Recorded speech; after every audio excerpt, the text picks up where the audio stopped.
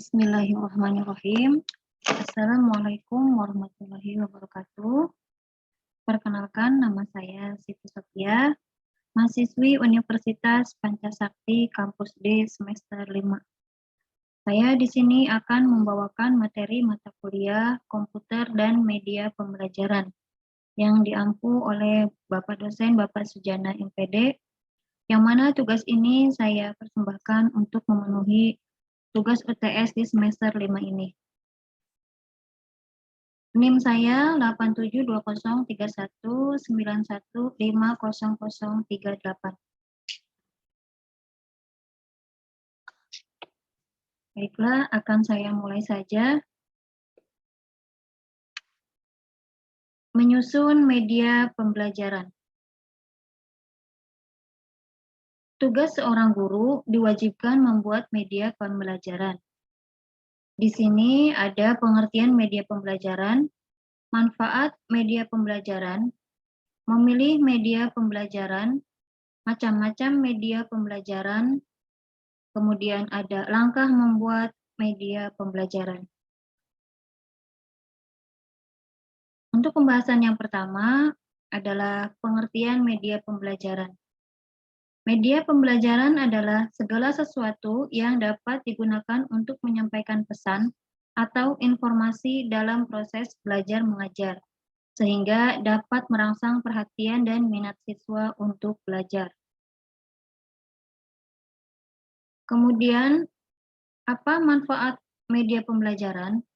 Manfaat media pembelajaran itu sendiri yaitu untuk memperlancar interaksi antara guru dengan siswa agar pembelajaran menjadi lebih efektif serta efisien dan mempermudah pengajar dalam menyampaikan materi. Siswa tidak akan merasa bosan atau jenuh, serta bisa menumbuhkan motivasi belajar dan meningkatkan prestasi siswa.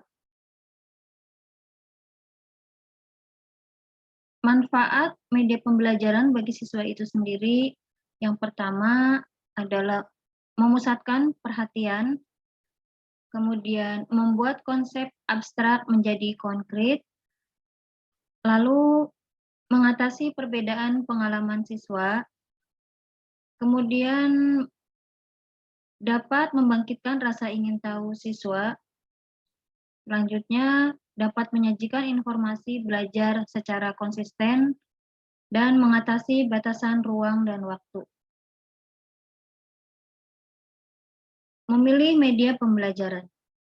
Dalam memilih media pembelajaran yang tepat bagi siswa, ada beberapa kriteria yang perlu diperhatikan. Adapun beberapa kriteria tersebut seperti poin-poin berikut ini. Yang pertama, sesuai dengan materi pembelajaran. Kemudian, harus praktis, luas, dan bertahan. Lalu, media pembelajaran harus sesuai dengan tujuan yang ingin dicapai. Jangan sampai salah memilih media pembelajaran sehingga tujuan yang diinginkan tidak tercapai, maksud saya. Lalu kita harus memperhatikan karakteristik siswa.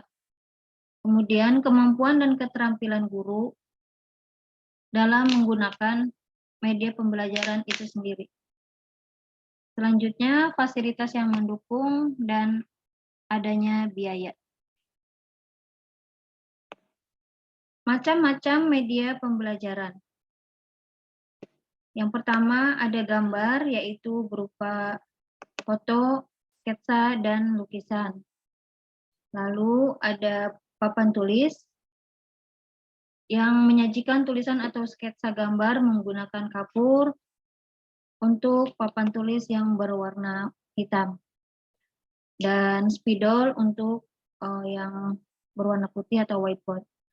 Kemudian ada bagan, presentasi berupa gambar grafis yang menginformasikan hubungan-hubungan. Lalu ada peta dan globe, menyajikan data lokasi seperti keadaan permukaan bumi, daratan, sungai, dan gunung. Ada grafik, yaitu penggambaran data berangka bertitik yang memperlihatkan hubungan timbal balik.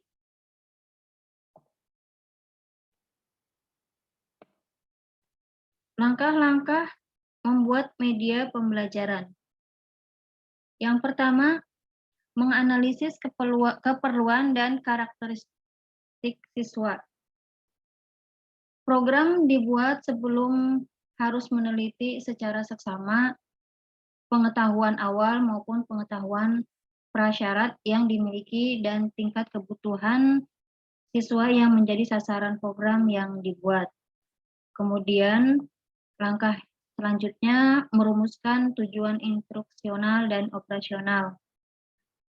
Maksudnya adalah pembuatan tujuan dapat memberi arah kepada tindakan yang dilakukan termasuk penyesuaian penggunaan media yang digunakan sehingga dapat sinergi antara tujuan yang ingin dicapai dan penggunaan model dan macam media yang digunakan. Lalu langkah yang ketiga, merumuskan butir-butir materi secara terinci, yaitu setelah tujuan instruksional jelas, kita harus memikirkan bagaimana caranya agar siswa memiliki kemampuan dan keterampilan. Kemudian, langkah yang keempat, mengembangkan alat ukur keberhasilan. Alat ukur keberhasilan siswa ini perlu dirancang secara seksama sebelum kegiatan pembelajaran dilaksanakan. Bisa berupa tes, penugasan, atau daftar cek perilaku. Kemudian, menulis naskah media atau menyusun media yang digunakan. Setelah penyusunan tujuan pembelajaran dilaksanakan, penyusunan media yang digunakan sesuai dengan tujuan yang akan dicapai. Kemudian, mengadakan tes dan revisi. Setelah media pembelajaran dibuat tujuan, pembuatan narasi, proses editing, dan diuji coba, langkah-langkah yang tidak kalah penting adalah evaluasi penggunaan media dalam proses instruksional.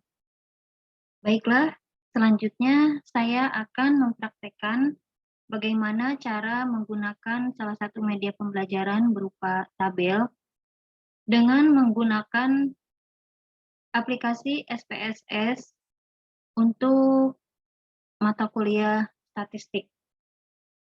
Pertama-tama, kita akan membuka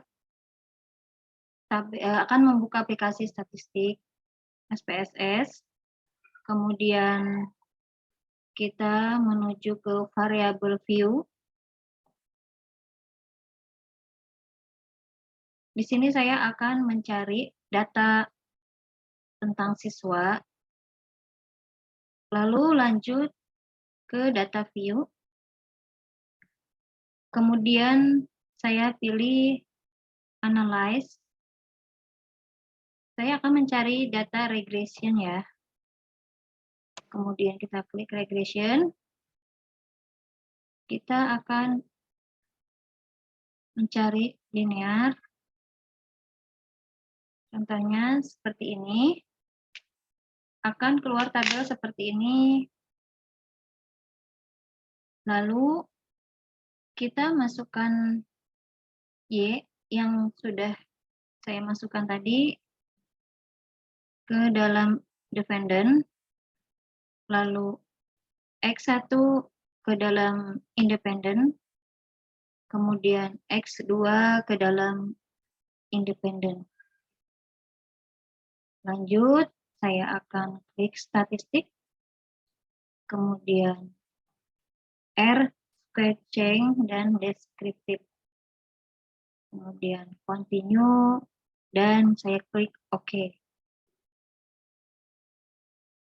Selanjutnya akan keluar data seperti ini.